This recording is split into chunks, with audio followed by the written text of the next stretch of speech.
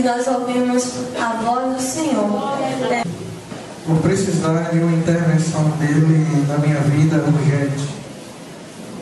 E quando eu vim com a minha esposa, eu orando a Deus e dizendo: Senhor, já faz algum tempo que eu venho orando e tu estás em silêncio. Para a glória do nome de Jesus, eu estou levando a minha vitória hoje. O Senhor tem falado aqui através dos louvores. Aquele que está atento já sabe que Deus tem falado fortemente nessa noite através dos louvores. E foi através do louvor, que é a área que eu atuo na casa do Senhor, sou músico, que o Senhor falou comigo fortemente. Dentro desse pensamento, a mensagem que eu pensava em trazer, o Senhor mudou. E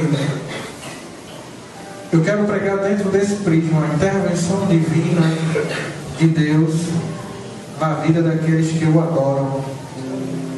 Abra sua Bíblia no Evangelho segundo escreveu João. Evangelho segundo João, capítulo 5. Não há nada de novo, essa história todos nós conhecemos. É a história da intervenção de Jesus na vida de um homem que estava há muitos anos doente. Evangelho segundo João, capítulo 5. Vamos ler 9 versículos. Por favor, tenha atenção nesse momento e preste atenção nessa mensagem aqui. Capítulo 5, versículo 1 diz assim, de João: passadas estas coisas, havia uma festa dos judeus e Jesus subiu para Jerusalém. Ora, existe ali junto à porta das ovelhas um tanque chamado em hebraico Betesda, o qual tem 5 pavilhões. Nestes jazia uma multidão de enfermos, cegos, coxos, paralíticos, esperando que se movesse a água, porquanto um anjo descia de certo em certo tempo, agitando-a. E o primeiro que entrasse no tanque, uma vez agitada a água, sarava de qualquer doença que tivesse. Estava ali um homem enfermo, havia 38 anos. Jesus, vendo-o deitado e sabendo que estava assim há muito tempo, perguntou-lhe: queres ser curado? Respondeu-lhe o enfermo: Senhor, eu não tenho ninguém que me ponha no tanque quando a água é agitada, pois enquanto eu vou, desce outro antes de mim. Então Jesus lhe disse: levanta-te, toma o teu leito e anda. Imediatamente o homem se viu curado, tomando o seu leito, pôs-se a andar. Querido Deus, em nome de Jesus, Senhor, nós sabemos que a igreja é tua, a palavra é tua. Senhor, nós sabemos que todos nós estamos aqui porque tu estás aqui. Tu és o centro desta reunião, tu és o centro deste culto, Senhor. Então nós te pedimos em nome de Jesus, Senhor, nós precisamos ouvir a tua voz. A tua voz é o nosso alimento, nos ajuda, nos instrui, Senhor. E em nome de Jesus, como igreja, nós, diante da palavra, mediante a palavra, Senhor, nós proferimos que todo empecilho, toda barreira que venha querer atrapalhar o teu mover, o teu operar nesse lugar, Senhor, em nome de Jesus, seja repreendido. Fala, Senhor, que os teus servos te ouvem. Pode sentar. Antes de nós nos deliciarmos com a vitória que Deus tem para nós nessa noite, vamos nos alimentar um pouquinho da palavra, nos alimentar um pouquinho do que é o alimento espiritual, a palavra do Senhor. Fique atento, absorva o máximo que você puder, que assim como Deus falou comigo fortemente nessa noite, eu quero colocar minha vida diante do Senhor para que Ele fale para você. Do meu jeito, eu tenho um jeito tranquilo de falar, mas eu me coloco na mão do Senhor nessa noite. E eu peço a Deus que o que venha para a sua vida não seja pouca coisa, seja coisa grande. É um povo muito grande.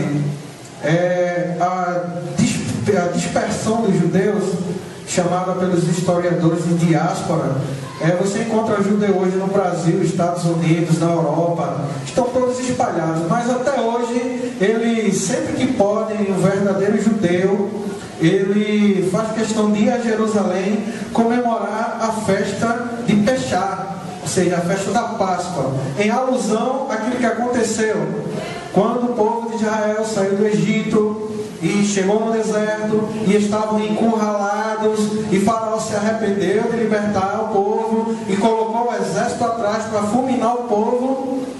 O milagre que aconteceu, todos nós sabemos, foi que o mar se abriu em duas bandas e o povo passou a pé enxuto.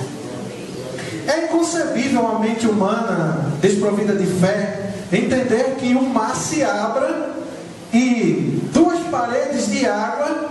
Eu imagino que o judeu mais curioso, ou a criança, passava assim com a mão, andando com a mão na água, que aquilo era uma obra estupidamente inconcebível, que o mar se abre e alguém passe, a Bíblia diz, a pés enxuto, ou seja, sem molhar os pés. Nós sabemos que isso aconteceu através da vida de um homem chamado Moisés. A Bíblia relata em Êxodo que o nascimento de Moisés, um tanto interessante, aconteceu no momento em que o povo crescia muito e o faraó da época ficou com medo. Então ele quis matar todas as crianças. Deus providencialmente colocou Moisés num cesto através de seus pais, e o cesto, muitos pensam que o cesto desceu o rio, mas existe um milagre maior. O cesto não desceu o rio, o cesto subiu o rio. Eu provo isso historicamente, porque aonde você viu um escravo morar na parte melhor do rio? O escravo morava depois dos senhores. Os egípcios moravam antes de onde os escravos moravam, porque nós sabemos que os rios sempre foram alvos de dejetos, de sujeira, lavava, sempre tudo correu para o rio e o rio leva embora. Então, o clero do Egito morava antes de Gósen, antes do rio Nilo, ou na parte nascente, e os escravos moravam depois. Então, quando Moisés foi colocado dentro do cesto, a provisão de Deus agiu ali. Sabe o que foi que aconteceu? O cesto, ao invés de descer o rio, ao invés de seguir a lógica humana, o Deus de Israel coloca a mão no cesto e vai o conduzir para cima do rio. E o cesto vai subindo ao contrário da correnteza, até que a filha do faraó ache o menino. Eu quero dizer a você desde já nessa noite, a sua história está mudando hoje. Amém. Aquilo que você vem pedindo a Deus, que para acontecer tem que haver o contrário da lógica humana. Deus está dizendo, olha, o cesto não vai descer o rio, ele vai subir. Vocês estão entendendo o que Deus está falando? Aquilo que é impossível, que a ciência não explica, porque a ciência diz que a lei da gravidade, o que é pesado tem que descer, tem que estar embaixo. Deus está dizendo, não, eu faço como eu quero, do jeito que eu quero, no dia que eu quero, na hora que eu quero. E o dia da sua vitória é hoje. Moisés era o ícone dessa festa dos judeus, da Páscoa. E Jesus, como todo bom judeu, no dia da Páscoa ele fez questão de ir a Jerusalém. Foi o que nós lemos no versículo 1. Passadas estas coisas, havia uma festa, a festa mais importante é a Páscoa, e Jesus subiu a Jerusalém. Essa festa é comemorada em Jerusalém da forma mais forte entre os judeus. Existe ali a porta das ovelhas. Um tanque. Muito bem. Porta das ovelhas. Por que a Bíblia diz especificamente porta das ovelhas?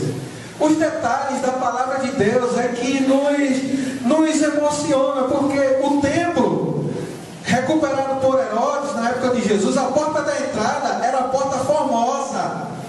Todo judeu batia no peito e disse: olha, nosso templo está erguido. E era uma porta muito grande. Diz Flávio Joséfo, o historiador mais venerado entre os judeus, que Herodes fez com que as colunas da porta fossem de ouro.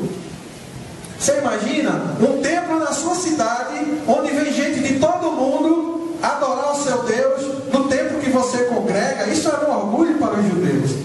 Só que Jesus, quando vai ao templo, Jesus não vai à porta formosa. Existia uma porta lateral chamada Portão Norte, e existia outra porta lateral chamada Portão Sul, que era a porta mais estreita. Quase ninguém entrava por lá. E Jesus, quando foi a Jerusalém comemorar a Páscoa no templo, Jesus, imagino eu, na coerência dos meus pensamentos, ele, ao invés de ir à porta formosa, ele vai arrodeando o templo e se dirige ao portão lateral norte, ao portão norte. E quando Jesus vai ao portão norte, que ele entra, existia ali, depois do portão norte, no lado esquerdo, segundo os historiadores, um portão pequeno. Não é à toa que se chamava Porta das Ovelhas. Era um portão pequeno de mais ou menos 1 metro. E do lado de fora do portão estava uma autoridade sacerdotal olhando animais que iriam ser lavados para ser sacrificados. Era para isso que existiam os tanques. Pela porta lateral do templo, quem iria adorar o Senhor levava o animal, a ovelha, a cabra, e chegava lá, o sacerdote olhava para ver se era um animal bom, porque não podia ser coxo, não podia ser cego, não podia ser doente, tinha que ser um animal saudável para ser oferecido ao Senhor. E depois do sacerdote olhar aquele animal, o animal entrava pela porta chamada Porta das Ovelhas, e pelo lado de dentro alguém pegava o bicho e levava lá para o tanque para ser lavado. E do tanque ele ia para o templo, já tinha sacerdote lá para sacrificar o animal. Segundo a história, existiam aqui 10 tanques. Em alusão aos 10 mandamentos, em alusão às leis de Israel, eles fizeram 10 tanques para cumprir toda a lei. De alguma forma, um desses tanques, Betesda não é um lugar, Betesda não é uma cidade, Betesda é um tanque dentro do templo que levou esse nome, porque por algum motivo desconhecido, os enfermos foram se juntando ali, e a crença israelita, tanto que a Bíblia explica, como que a história explica, que um anjo, de tempos em tempos, vinha àquele lugar e as águas eram movimentadas naquele tanque em um dos 10. Existiam 9 que ainda lavavam as ovelhas, mas em um deles a água se movia e o primeiro enfermo, qualquer doença, que entrasse no tanque, se banhasse, saía curado, diz a Bíblia. Agora, imagine comigo a cena. Yeshua ben Davi, Jesus filho de Davi, vindo adorar no templo, indo com aquele jeito dele andar. Quando a gente começa a imaginar a história, a gente se alegra. Jesus vindo comemorar a Páscoa, e quando chega na porta formosa, Jesus faz isso e se dirige ao portão norte. A sua vitória vem do norte. Se dirige ao portão norte, e chegando ao portão norte, Jesus entra. Foi um dos primeiros milagres dele, talvez não esteja com ele aqui todos os discípulos, João não fala, mas eu imagino que aqueles que estavam com Jesus dizendo: Jesus não entrou pela porta formosa, o que ele vai fazer no portão norte? Vamos segui-lo. E Jesus vai, entra no portão norte, chega naquele pequeno portão chamado Portão das Ovelhas. Imagine a cena: Jesus se curvando, porque tinha que passar abaixado. Era um portãozinho de mais ou menos 1 metro, 1 metro e alguma coisa, e Jesus passando para o lado de lá. Discípulos o seguiram, e Jesus vai aonde está um homem que E a Bíblia diz que estava enfermo havia 38 anos. Sabe o que significa? Antes de Jesus nascer, esse homem já era enfermo. Jesus, a sua obra foi completa aos 33. Ele teria aqui mais ou menos 31 anos. Antes dele nascer, esse homem já tinha esse problema. Como ele diz a Jesus que não pode se locomover, nós podemos entender que esse homem movia somente o pescoço, porque se fosse um paraplégico, ele poderia com os braços ainda se mover. Tudo indica que era um tetraplégico. Sabe aquele que só move a cabeça? E Jesus chega a esse homem e faz uma pergunta: queres ser curado? Mas existe um mistério maior para a nossa alegria nessa noite. A Bíblia diz, no versículo 6 da leitura que fizemos, que Jesus, vendo-o deitado e sabendo que estava assim há muito tempo, Jesus sabia que ele estava assim. Quer entender o mistério? Abra sua Bíblia em Filipenses. Filipenses capítulo 2. Hoje é o dia da nossa vitória. Glória a Deus. Se alimente, entenda o que Deus quer fazer. Filipenses capítulo 2, versículos 6 e 7. Diz assim, ó: pois ele subsistindo, subsistir é se manter vivo, continuar a existir por si próprio. Pois ele subsistindo em forma de Deus, não julgou como usurpação. Usurpação é se apoderar por meio de fraude ou furto. Mesmo ele subsistindo em forma de Deus, não julgou como usurpação ser igual a Deus. Antes, a si mesmo se esvaziou, assumindo a forma de servo, tornando-se em semelhança de homens e reconhecido em figura humana. É errado que alguns acham que Jesus tinha os atributos de Deus: onisciência, onipresença e onipotência enquanto ele estava aqui. Isso é errado. Paulo diz que ele não usurpou ser igual a Deus. Logo, Jesus não sabia que aquele homem estava ali há muito tempo pela onisciência de Deus. Sabe o que isso quer dizer? Eu fui pesquisar isso a fundo, queridos. Sabe qual foi a outra época que Jesus esteve nesse lugar? Ele tinha 12 anos. Lembra? Quando ele se perdeu no templo, que os pais foram com ele para o templo. Imagine Jesus com 12 anos. Uma criança curiosa. Achou manai. Que me ouve, achou manai. Era uma criança curiosa. Ele chegou no templo e saiu correndo. Entrou em tudo que era lugar. Foi entrando nos átrios. Entrou no portão sul. Correu ao portão norte. Foi na sinagoga. Voltou, foi ao templo. Voltou, entrou no portão norte e foi lá. Esse homem já estava lá. Com 12 anos. Este homem já estava lá. A Bíblia diz que Jesus o conhecia e sabia. Jesus não usou a onisciência para saber disso. Jesus sabia que ele estava lá. Quando Jesus, agora imagine você, Jesus vindo ao templo para adorar. Quando chega na porta formosa, Jesus vai, porque lembrou dele. Aleluia. E foi ao portão norte, entrou no portão norte, se abaixou, se arrastou, chegou lá onde estava o tanque, o homem deitado lá do mesmo jeito, ninguém olhava mais para ele, ninguém mais queria conversar com ele. Você sabe que quem não tem os membros não consegue se locomover, não consegue comer, não consegue tomar banho, não consegue fazer nada. E agora imagina a cena, aquele que todos desprezam, aqueles que ninguém mais fala com ele, estava lá isolado, estava longe do tanque, não tinha mais esperança. Jesus foi lá, se abaixou, se arrastou, entrou lá na porta das ovelhas, chegou e até ele disse: queres ser curado? Aleluia, Jesus.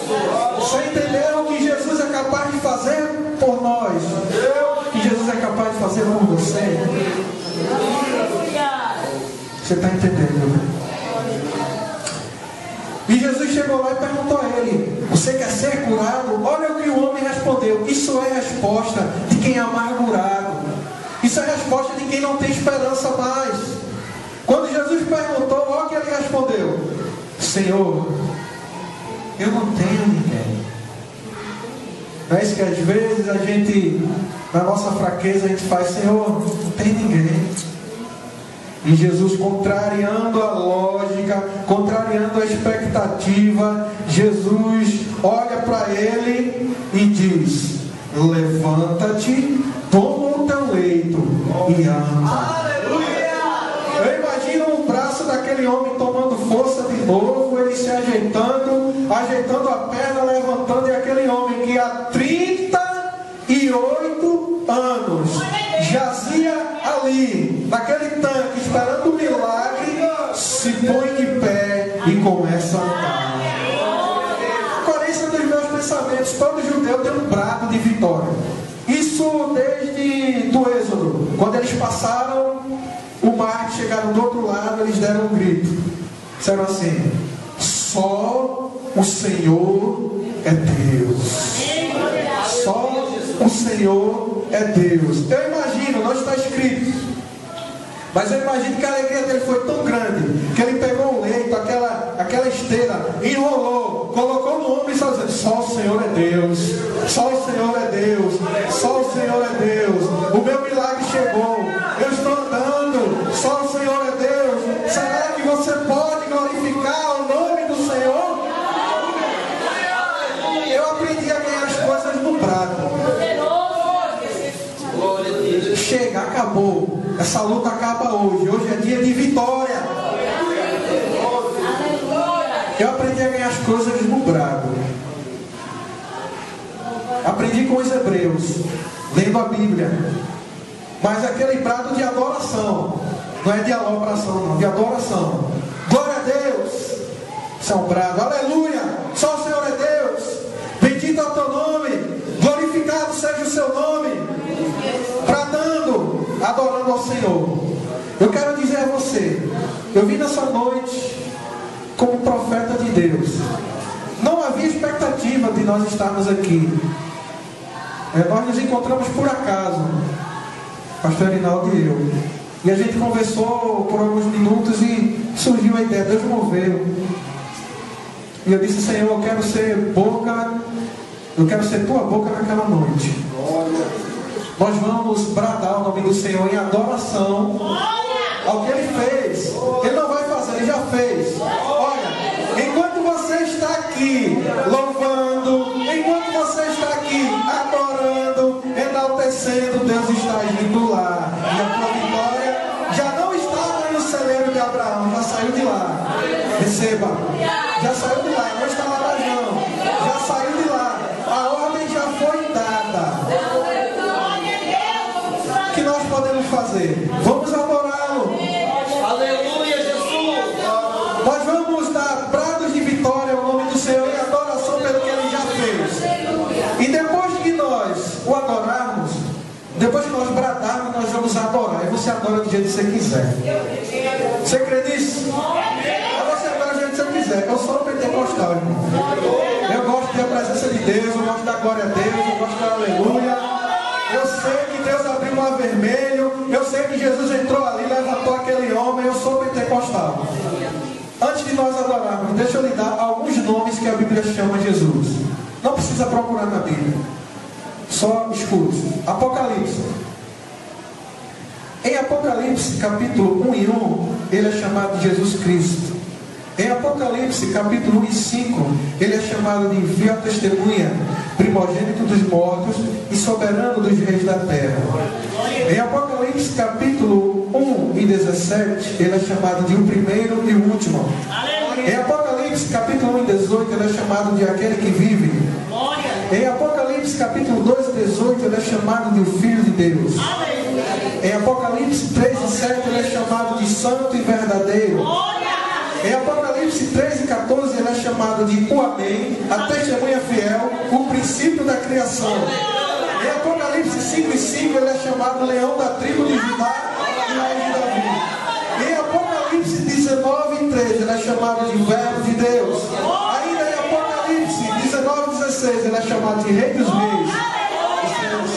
Glorificado seja o seu nome. Embasado nesses títulos, eu vou repetir esses títulos. E você vai dizer: glorificado seja o seu nome. Mas diga o pentecostal que nós somos. Nós acabamos de passar o mar vermelho nessa noite. Nós chegamos do outro lado. Faraó ficou. Ele fechou o mar, Faraó morreu, já era, acabou. Hoje é dia de vitória. O que nós podemos fazer é bradar como os nossos irmãos hebreus bradaram. Está pronto? Eu não vou dizer aonde está escrito, só vou dizer o título e você diz: glorificado seja o seu nome. E no final você pode adorar à vontade. Amém? Jesus. Vamos lá. A Jesus Cristo, Glorificado seja o seu nome. a fiel testemunha, Glorificado seja o seu nome. ao soberano dos reis da terra, Glorificado seja o seu nome. ao primeiro e último, Glorificado seja o seu nome. aquele que vive, Glorificado seja o seu nome. ao santo e verdadeiro, Glorificado seja o seu nome. a testemunha fiel, Glorificado seja o seu nome. ao leão da tribo de Judá, Glorificado seja o seu nome. a raiz de Davi, Glorificado seja o seu nome. ao rei dos reis, Glorificado seja o seu nome. ao Senhor dos senhores. Glorificado seja. Se você acredita que ele é tudo isso, adore o nome do Senhor. Eita, estudiosa.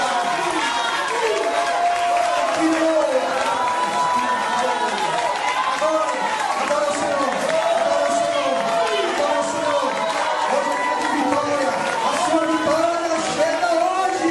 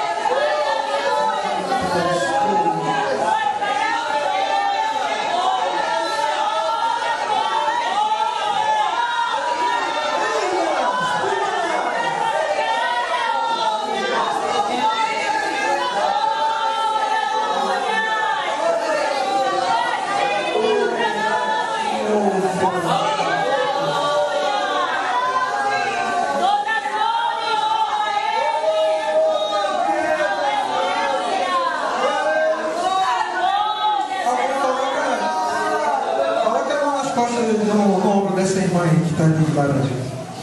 Coloca a mão nela, como se fosse falar com ela. Não, você coloca a mão nela, como se fosse falar com ela. Assim diz o Senhor. Dei flama de caste, minha filha, ouça minha voz. Estou entrando com providência hoje. Este Omanai, foi eu quem te trouxe aqui, para que tu ouvisse a minha voz, e para tu saber que eu sou Deus. Falo contigo assim: filha minha, estou entrando com providência hoje. Amém, show. Eu quero convidar você ao louvar assim, ó. Sentado como você está. Glória a Deus, glória a Deus. Aleluia. Não há Deus maior. Não há Deus melhor. Não há Deus tão grande. Como quem? Como nosso Deus. Não há Deus maior. Não há Deus melhor. Não há Deus tão grande. Como quem? Como nosso Deus.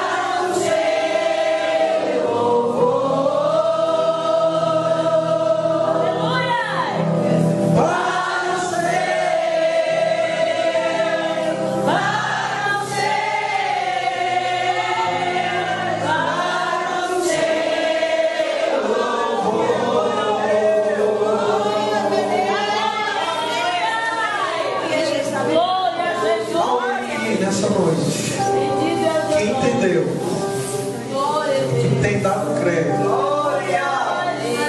E que sabe, entende agora, que Jesus de Nazaré é capaz de se locomover de um lugar e a outro, por sua causa, por sua existência. Alguém aqui que entende que Jesus lhe deu saúde nessa noite para que você viesse aqui escutar essa palavra, e você entendeu e tem dado crédito.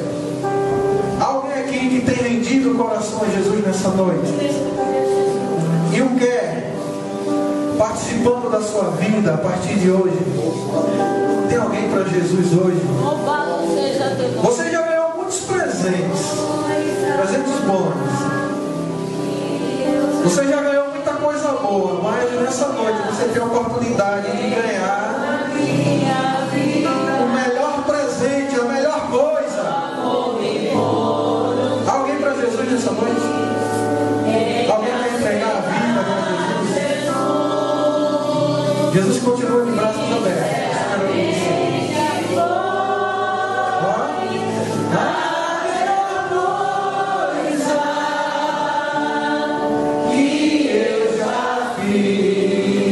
Alguém para Jesus?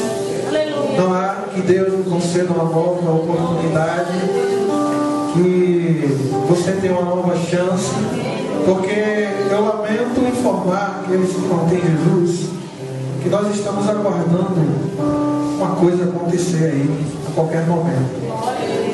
A Bíblia diz que haverá um dia que esse povo não estará mais aqui. Haverá um dia que entrarão por essas portas e não haverá ninguém. Nós, aqueles que estão atentos, sabem que Jesus deixou uma palavra escrita assim, que quando estivesse bem pertinho dele regressar, a natureza daria sinais. Seria peste. Você sabe o que é peste? Não, né? Doença que não tem cura. Já existe uma gama aí que a ciência não consegue. Jesus disse que nos últimos tempos haveria peste, fome. Você sabe o que é que acontece na África? Houve um missionário lá na congregação que ele trouxe um vídeo e falou que o povo lá come biscoito feito com barro, sal e manteiga, uma bolachinha assim, que não tem comida. Fome. Jesus também disse que haveriam guerras. A gente já viu algumas, né? Estados Unidos invadindo o Iraque, Irã, o Iraque. Há um país que está em guerra agora, não recordo o nome, um país pequeno que está morrendo muita gente. Jesus disse, olha, a natureza daria sinais, fome, peste, guerra. Essa geração não passa. Eu entendo hoje que Jesus, nós somos noiva de Cristo, amém?